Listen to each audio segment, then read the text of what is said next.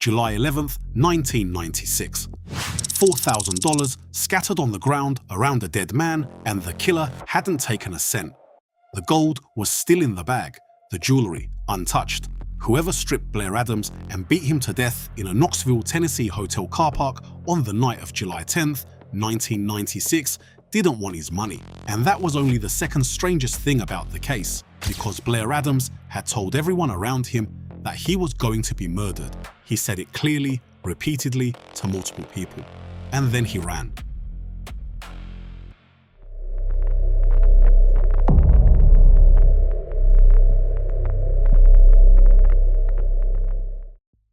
On the morning of July 11th, 1996, construction workers arriving at a job site at 7471 Crosswood Boulevard in East Knox County, Tennessee, found his body in the car park of an under-construction hotel. He was naked from the waist down. His trousers, shoes, and socks had been removed and placed beside him on the asphalt. Not thrown, placed. Scattered around the body was close to $4,000 in American, Canadian, and German banknotes. A fanny pack lay nearby containing 5 troy ounces of gold bars, platinum coins, and jewelry, along with a pair of sunglasses and a set of keys. His wallet was also at the scene. Not one item had been taken. His name was Robert Dennis Blair Adams, 31 years old, from Surrey, British Columbia, Canada. He had no known connections to Tennessee.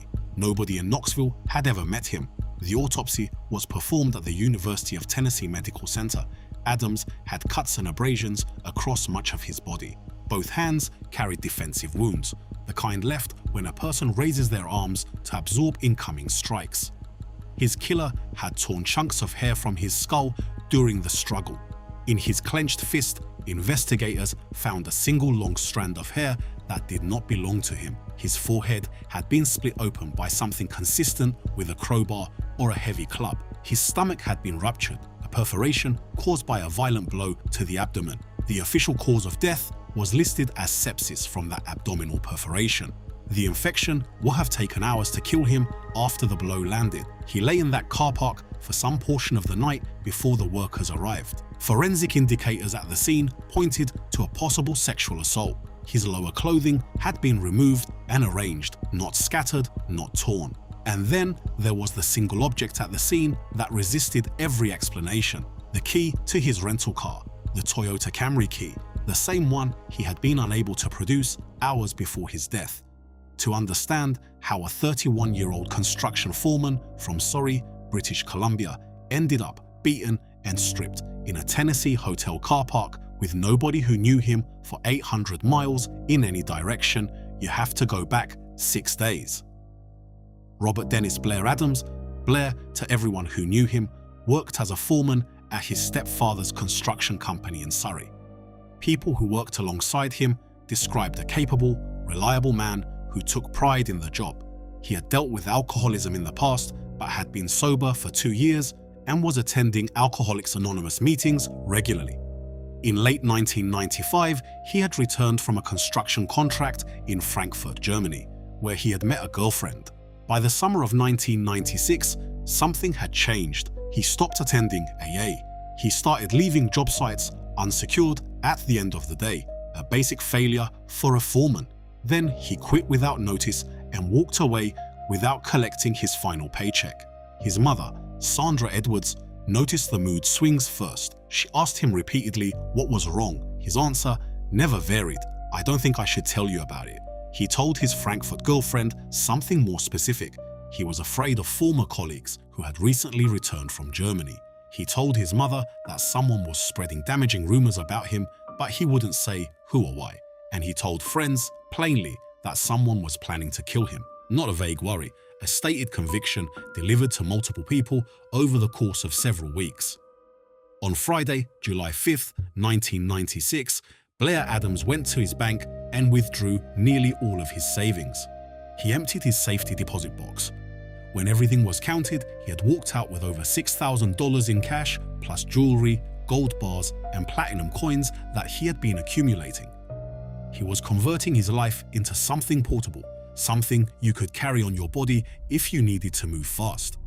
That same day, he drove to Victoria and tried to board a ferry to Seattle. US immigration officials flagged him at the crossing, a young unmarried man carrying thousands of dollars in mixed currency and precious metals with prior convictions for drug and assault offenses, no clear destination and no return ticket. They denied him entry. What happened over the next 3 days is where the record develops gaps. He visited a travel agency and paid nearly 1,700 Canadian dollars in cash for a round-trip flight to Frankfurt. He called the same day to cancel, telling them the person he intended to visit had fallen ill. His Frankfurt girlfriend later told investigators she had never been contacted about any visit and was not expecting him. The refund was processed. Just before dawn on July 9th, Canadian Border Patrol officers found Adams attempting to walk across the Pacific Highway border crossing between Surrey and Blaine, Washington on foot. He had fresh scratches on his hands and legs. He also matched the description of a suspect in a recent car theft. A blue vehicle had been taken from Vancouver and found abandoned close to that same crossing. Adams denied involvement and was released back into Canada on lack of evidence. Where he had been since July 5th, how he got the scratches, and whether he took that car were never established. Later that morning, he drove his own vehicle to Vancouver International Airport, left it in the car park, and rented a Nissan Altima. On his third attempt in 4 days, he crossed into the United States without issue.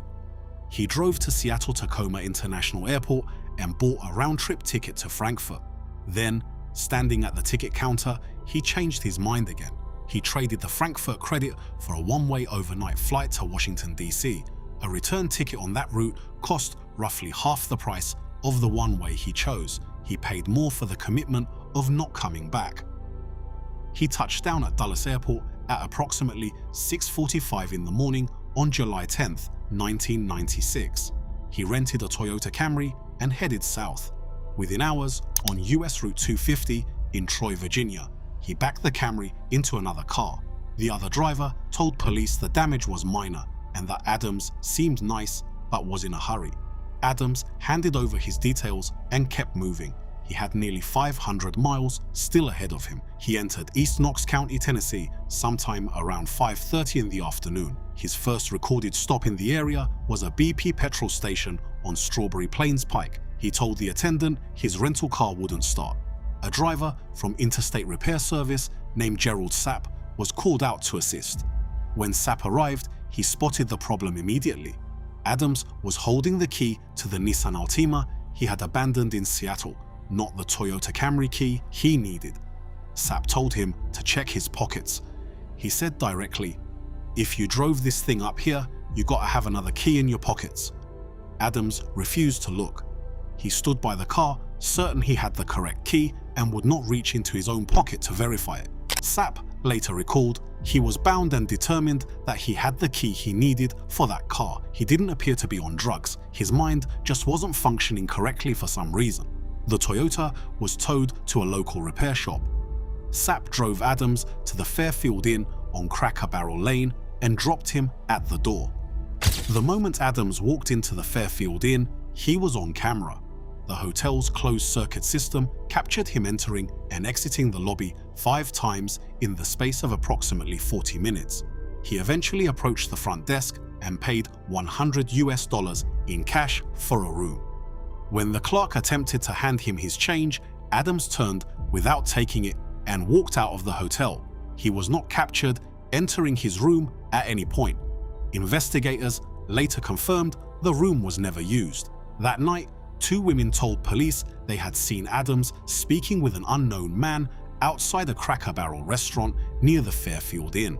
Knoxville Police Department worked with the witnesses to produce a composite sketch of that man. The sketch was released publicly. He was never identified. He has never come forward. The last confirmed image of Blair Adams alive is the Fairfield Inn CCTV footage. The timestamp is approximately 7 in the evening on July 10th. At 7:30 on the morning of July 11th, construction workers at the Country Inn & Suites site at 7471 Crosswood Boulevard, directly on the other side of the Strawberry Plains Pike Interstate 40 interchange from the hotel where Adams had paid for a room and never entered, found his body. He had crossed that road at some point during the night and had not come back. The investigation hit a wall almost from the start. Adams knew nobody in Tennessee, no phone records connected him to anyone in the area, no financial trail placed him anywhere between the Fairfield Inn and the construction site. Knox County Sheriff's Department canvassed the surrounding streets. The area around the hotels carried a documented reputation as a location for prostitution, and investigators theorized that Adams may have encountered someone who drew him across the road in the night. But the scene didn't support robbery as a motive. The cash was there, the gold was there, the physical evidence pointing to a sexual assault added further ambiguity about what had actually happened, and the scene was largely clean. No weapon, no tire tracks, no witnesses to the attack itself. Then there was the rental car key, the Toyota Camry key Adams had been unable to produce at the BP station on Strawberry Plains Pike earlier that evening. The key that had caused Gerald Sapp to call the tow truck in the first place was found lying next to Adams' body. How it got from that petrol station to that car park has never been explained. The strand of hair recovered from Adams' clenched fist was processed for DNA. A profile was extracted. It did not match any record in any database that investigators had access to. By 2010, 14 years into the case, Knox County law enforcement publicly confirmed they had never received a single credible tip in the murder of Blair Adams. The years after that produced two significant disclosures, both from Adams' own family, both delivered long after the initial investigation had stalled. His mother, Sandra Edwards, eventually told investigators that Blair had previously been in a romantic relationship with a male roommate, a detail she had not shared with police in the immediate aftermath of his death. She also suggested years later that his reason for traveling south may have been connected to the 1996 Atlanta Summer Olympics, which opened on July 19th, 8 days after Adams was found dead. Neither piece of information was ever verified or produced a viable lead. The investigator David Davenport, who worked the case, has said that the only realistic path to solving it now is if someone comes forward and confesses. After nearly 30 years, that is the sum of the investigative position. Blair Adams spent his final week doing everything a person does when they believe they are going to be killed. He converted his savings into gold and cash. He tried to leave his country 3 times. He flew across a continent on a one-way ticket that cost twice as much as a return. He abandoned his car, he ran, he kept running, and he was right to be scared, which is the part that sits the heaviest, because investigators and the television program Unsolved Mysteries, which covered the case in April of 1997, noted that while authorities believed the danger Adams feared was imaginary, he was murdered exactly as he had said he would be. The $4,000 is still in evidence. The gold is still logged. His body was returned to Surrey and buried at Victory Memorial Park in British Columbia. The black duffel bag found beside him at the scene held maps and travel receipts documenting his route south from Washington to Knoxville. Everything except an explanation for why he ended up there. Somewhere there is a DNA profile extracted from a strand of hair found inside a dead man's fist in 1996. Whoever that hair belongs to walked away from that car park before dawn. They have spent nearly 30 years saying nothing. Blair Adams knew someone was going to kill him. The question that has never been answered, the one his family has been asking since July of 1996, is not whether he was right. It is what he knew that nobody else did.